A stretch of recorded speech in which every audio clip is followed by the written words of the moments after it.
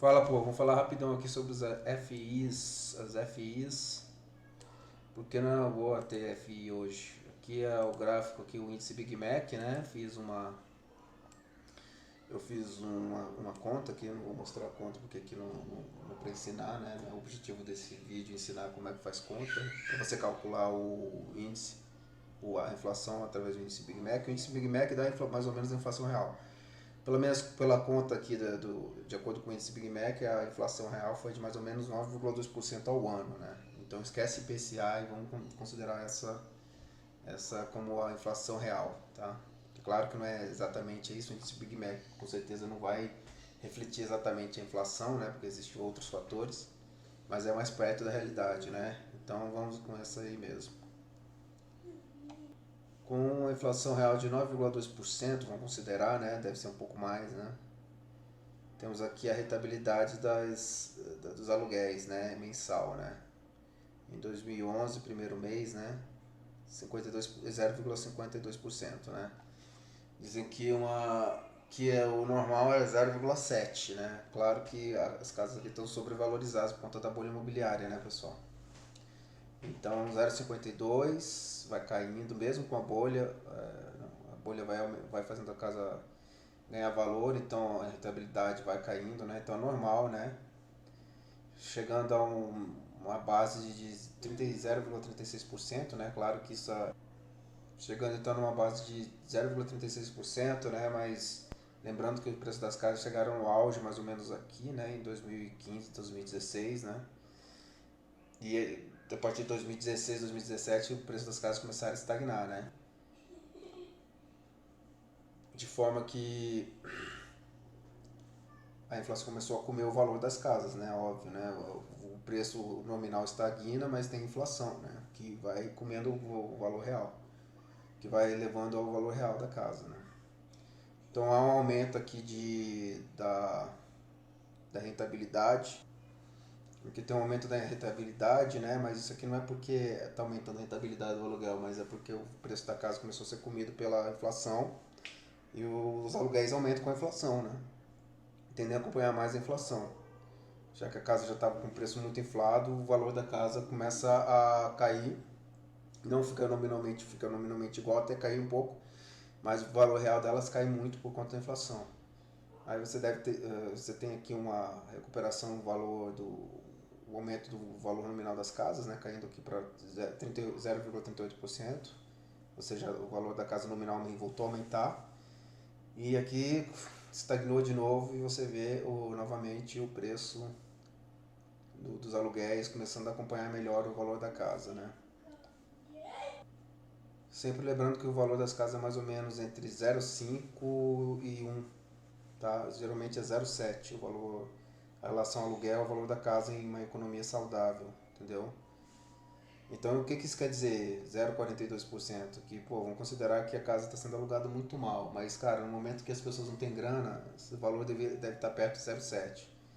Isso, pelo que eu já fiz de conta aqui, é mais ou menos o que eu esperava. O valor da casa está mais ou menos ainda o dobro do valor real dela, então ainda tem a bolha aí por aí.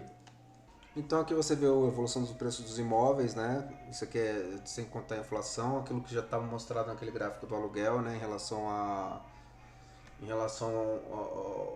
ao valor nominal da casa, né? Já mostra que quando o aluguel cai, né? A rentabilidade cai, aqui quando ele estagna aumenta, né? Porque o valor do aluguel tenta se aproximar novamente daquele valor real de 0,5 a 1% do valor do imóvel, né? Que não acontece em momentos de bolha, né? O que isso significa? Que a bolha imobiliária teve seu ápice aqui em 2010, né? 2010, 2011 foram o ápice da bolha imobiliária, começou a não acompanhar mais, né? Começou a ficar mais perto da inflação, o aumento do valor da casa, né? Da inflação real, ainda assim acima da inflação real. Aqui já perdeu para a inflação real, em 2014 já perdeu para a inflação real, e aqui estagnou os preços, né? Depois de 2015 estagnou o preço, sendo que teve uma pequena recuperada. Se você for ver, essa recuperada foi quando a rentabilidade volta a cair, 2020, 2021, né? A rentabilidade volta a cair aqui, ó, em 2020, 2021. Por quê? Porque o valor nominal das casas aumentou, né? mais uma vez jogando o valor da rentabilidade lá embaixo, porque não acompanha o aluguel, né? Ou seja, não é um valor real, né? É um valor de bolha, seria o último suspiro da bolha imobiliária brasileira, né? Seria o último suspiro da bolha imobiliária brasileira. Aqui não aparece, mas com certeza houve uma estagnação aqui dos preços, né? Porque como você pode ver aqui no gráfico da rentabilidade em 2022, aqui no final de 2022 voltou a subir a 0,42%. Isso quer dizer que com certeza houve uma estagnação no preço das casas, de forma que ela voltou a ressurgir novamente o valor dos aluguéis. Como já falei aqui, o valor real geralmente varia de 0,5% a 1%, 0,5% quando você aluga mal a casa e 1% quando você aluga muito bem a casa, né? Isso depende muito da situação econômica das pessoas, da condição da casa, da localidade da casa, da sua sorte, né? Mas geralmente fica entre 0,5% e 1%. Você vê aqui que está muito abaixo do valor real, né? De um aluguel de verdade, né? Esse aqui é o valor médio, né? Então é isso, pessoal. E por que os FIs nesse momento são horríveis? Porque, cara, com uma inflação real de mais ou menos 9,2% ao ano e uma rentabilidade de 0,42%, o que nós vamos ter para o ano? Você tem que contar que isso aqui não é sobre o preço, você não vai acumulando sobre o preço da casa, não. Isso incide sobre o valor da casa no momento. Então é a soma disso aí. No ano você tem o quê? Se você considerar que você está alugando a casa por 0,42%, você não tem nem 6% de renda, sendo que a inflação é 9,2%. Você tem que considerar também o seguinte, que o valor da casa está aumentado.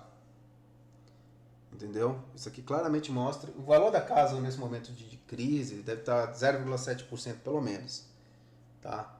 Isso mostra que o valor da casa está pelo menos 2 vezes maior do que o valor real dela, sacou?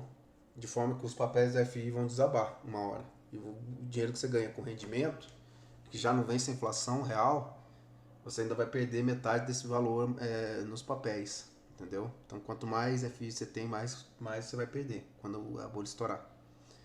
É simples assim, pessoal. FI é só bom no momento de bolha, tá? Porque os papéis aumentam, no início você vê a rentabilidade de 0,52, mesmo com o aumento exponencial das casas, é que no início as pessoas ainda têm dinheiro, conseguem alugar a casa por um valor ainda perto da realidade, que é acima de 0,5%, tá? E depois isso só tende a cair, né? Mas com o papel valorizando, então a valorização do papel compensa a perda da rentabilidade das FIs, né? Você pode vender o papel e ganhar o dinheiro que você que você ganharia, né? Que você deixou de ganhar com queda da rentabilidade. Mas quando está aqui nesse início aqui, ó, a rentabilidade até aumenta, né? Mas não vence a inflação de 9,2% ao ano. Isso aqui não é nem 6% ao ano, tá, pessoal? Isso aqui não é nem 6% ao ano de rentabilidade. Você está perdendo para a inflação. Você consegue uma remuneração de 12% aí numa renda fixa. Então, cara, e a renda fixa é mais garantido, né? É mais seguro que os FIs, né? Mesmo porque o valor do papel deve despencar a qualquer instante. Porque as casas estão sobrevalorizadas ainda pela minha conta, como mostrei aqui, 2 vezes mais do que o valor real. Então é isso aí, pessoal. Por isso você não deve ter FIs nesse momento de fim de bolha.